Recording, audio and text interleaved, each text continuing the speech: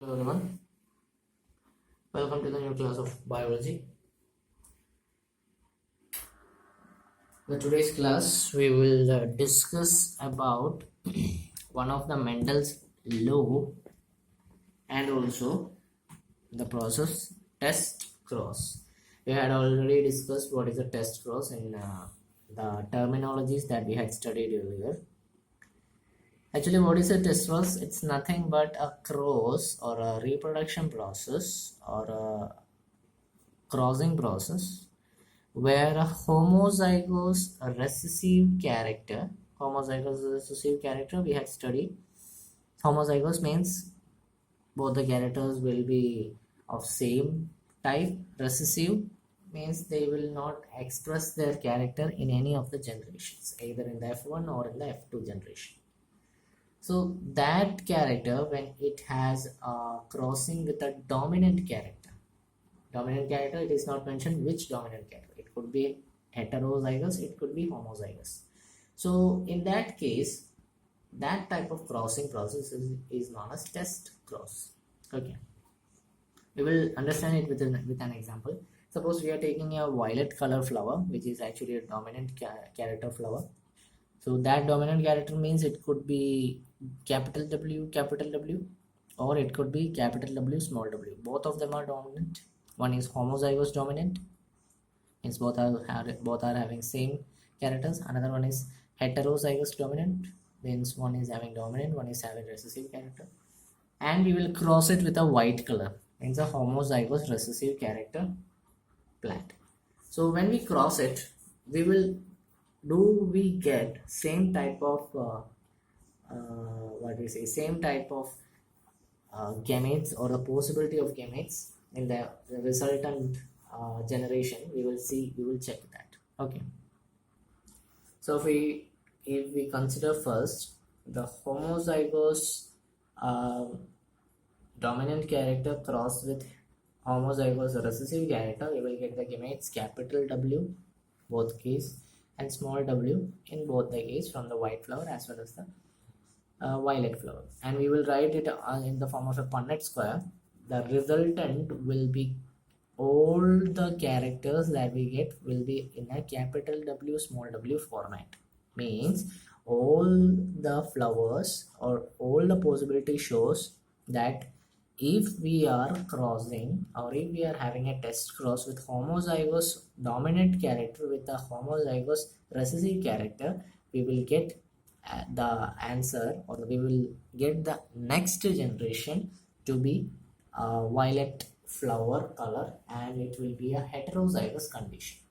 So the probability of getting a heterozygous condition will be 100%, right?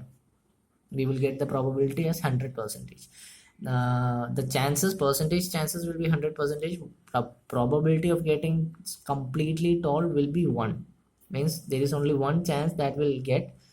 4 chances are here, 1 2 3 4. From the 4 chances, all the 4 chances we are getting as violet flower. So means the probability will be 1 4 by 4, that is 1. That probability we will get for attaining the violet color flower. That happened because we took the homozygous dominant character. Suppose we are taking heterozygous dominant character, will there be any change in the probability that we have took now, or that we had got now? Will there be any change if we take heterozygous dominant character? Let's see. So if we are taking heterozygous condition, capital W small w, the gamete will be, one will be in a dominant phase, another will be a recessive phase. And if we are taking the same homozygous recessive character, both of them will be recessive. We will write it in the Punnett square format. In the left side we will write the heterozygous condition gametes. The top side we will write the homozygous recessive conditions. So when we cross it, we will get capital W small w, which will be a violet color because capital W is dominant. Capital W small w, again violet because W is dominant.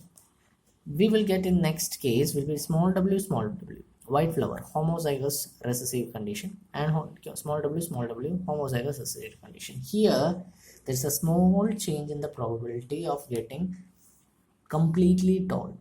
Here only 50 percentage chance, means if we are taking the probability, only 1 by 2 chance will be that we attain the violet color flower, and another 50 percentage or the other 1 by 2 k chance is of getting white color flower. So this is what the how the probability change in the test cross. If we are taking a heterozygous condition, we will get 50-50 chances, 50 percentage of violet dominant character. But if you are taking a homozygous dominant character, it will be 100% chance for the homozygous condition to attain or the probability to attain. So on the basis of the Mendel's observations that he had done on a monohybrid cross that we had studied, actually up to now only monohybrid cross. There is one more type of cross also, dihybrid cross. We will have to study that in our chapter.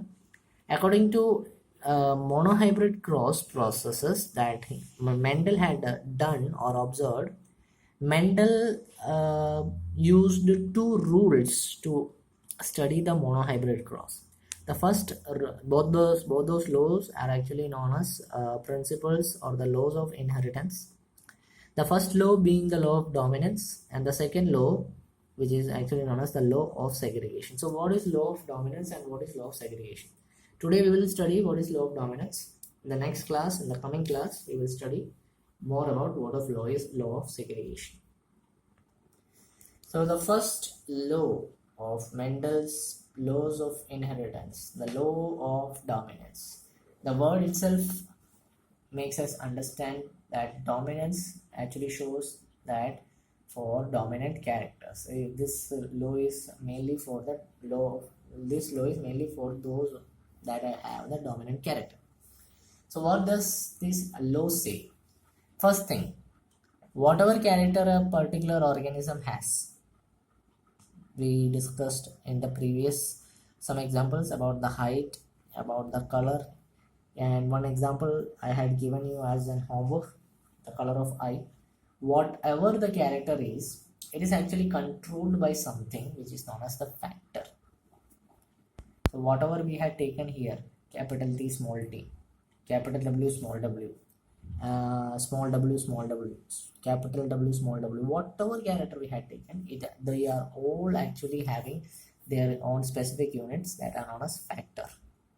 Means capital W, which shows a color, is actually a factor. Capital T, which actually shows the height, is actually a factor.